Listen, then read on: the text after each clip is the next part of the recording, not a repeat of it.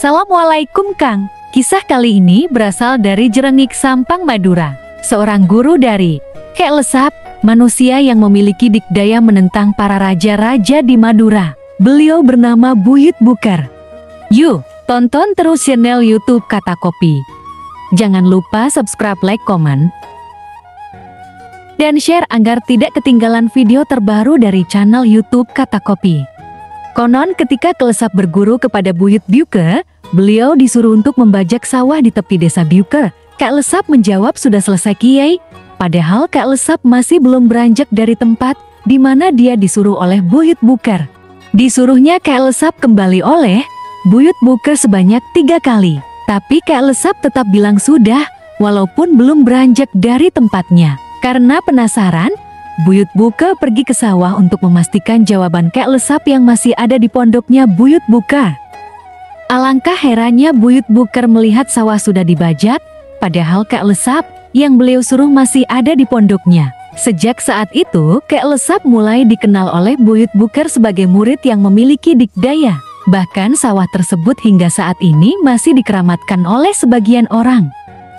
Buyut Buker sendiri memang dikenal sebagai orang yang memiliki karomah. Akan tetapi Buyut Buker juga dikenal sebagai seorang kiai yang sangat sederhana. Pada suatu saat di desa Buker dan sekitarnya dilanda kemarau panjang yang mengakibatkan keringnya sumber air, seperti sumur dan sungai.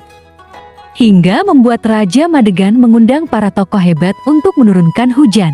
Sayembara itu berlangsung lama akan tetapi hujan belum juga turun. Buyut Buker yang datang telat kemudian diremehkan oleh para tokoh tersebut sebab penampilan dan fisiknya sangat tidak meyakinkan. Buyut Buker kemudian berdoa mengangkat tangannya dan langit langsung menghitam mendung. Setelah itu hujan deras pun terjadi. Akhirnya Buyut Buker sangat dikenal dan disegani. Hingga Raja Madegan mengajak Buyut Buker untuk tinggal di Keraton Madegan.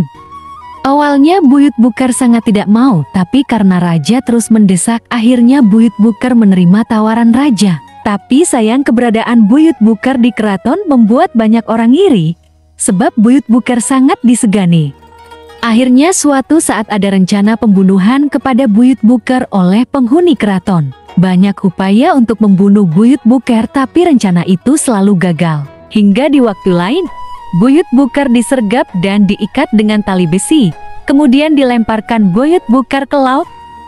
Buyut Buker tidak bisa bergerak dan perlahan tenggelam, hingga datanglah ikan besar menolong Buyut Buker menepi di tepi laut. Orang banyak menyebutnya ikan mondung. Kemudian Buyut Buker berkata kepada ikan, bahwa siapa saja dari keturunanku memakan dirimu, dia akan terkena penyakit koreng.